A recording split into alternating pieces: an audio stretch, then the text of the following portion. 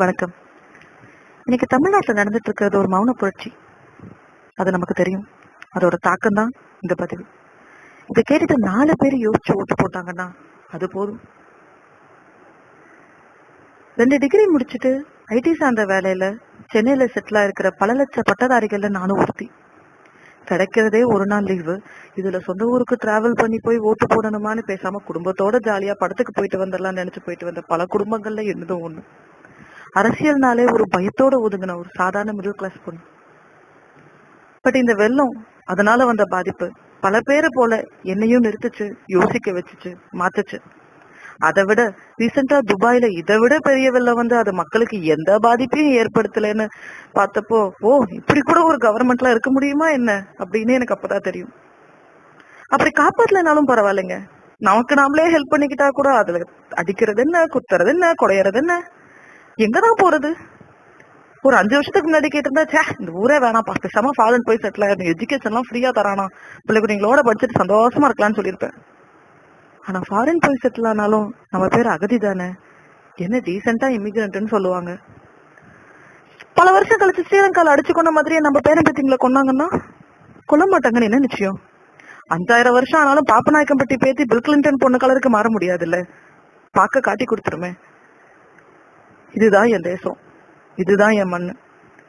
இங்க இருக்கிற சொசைட்டியை யாருக்கிட்டயோ தூக்கி கொடுத்துட்டு நம்ம ஏங்க அகதியா போகணும்? நம்ம குழந்தைங்க வாழ்றதுக்கு ஒரு நல்ல சொசைட்டி தானே கேட்கிறோம், வேற ஒன்னும் கேட்கலையே. இந்த பக்கம் கெயில் ப்ராஜெக்ட், அந்த பக்கம் அணுமின் நிலையம், இன்னொரு பக்கம் விவசாயிங்க சாவு, விஷம் கலக்காத உணவு இல்ல, நல்ல தண்ணி இல்ல, காத்து இல்ல, சாப்பிட சாப்பாடும் தண்ணியும் காத்தும் இல்லாம நாம கோடி கோடியா சேர்த்து வச்சுட்டு செத்து போன அந்த படத்தை வச்சு அந்த குழந்தைக்கு என்னங்க பண்ண முடியும்? தயவு செஞ்சு தயவு செஞ்சு இதுல நம்ம பண்ண முடிஞ்ச ஒரே விஷயம் ஓட்டு போடுங்க. இவங்க வாயில சொல்ற எதையுமே நம்பாதீங்க.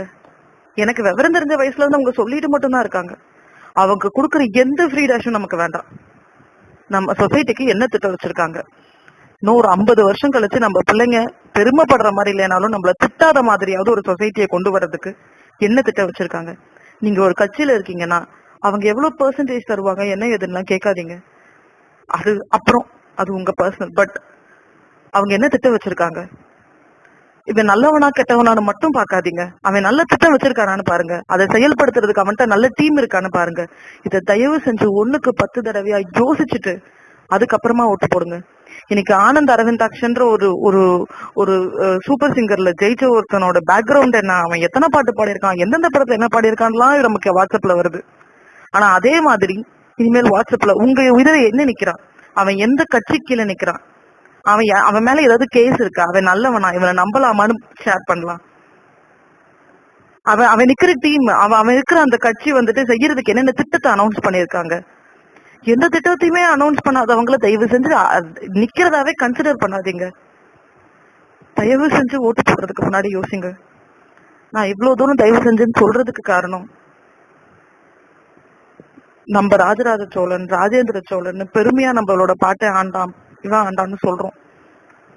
ஆனா நம்ம பிள்ளைங்க ஒரு குறிப்பிட்ட ஜெனரேஷன், நம்ம ஜெனரேஷனை பார்த்து இதுங்க காசை தவிர வேற எதை பத்தி யோசிக்காம இருக்கிற எல்லாத்தையும் அழிச்சிருச்சுங்கன்னு நம்மள மோசமா பேசுற அளவுக்காவது இல்லாம இருக்கணும்.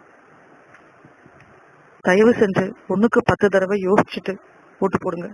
தயவு செஞ்சு கண்டிப்பா ஓட்டு போடுங்க. உங்க டிக்கெட்டை புக் பண்ணிட்டீங்களான்னு பாருங்க, உங்க ஊருக்கு போறதுக்கான டிக்கெட்ஸை புக் பண்ணுங்க. இதுக்கு மேலேயும் இதை விட்டோம்னா பாதி சுடுகாட முழு சுடுகாட ஆக்கிடுவாங்க. நம்மளால முடிஞ்ச ஒரே விஷயம் அந்த ஒரு விரல், ஓட்டு போடுவோம் ப்ளீஸ்.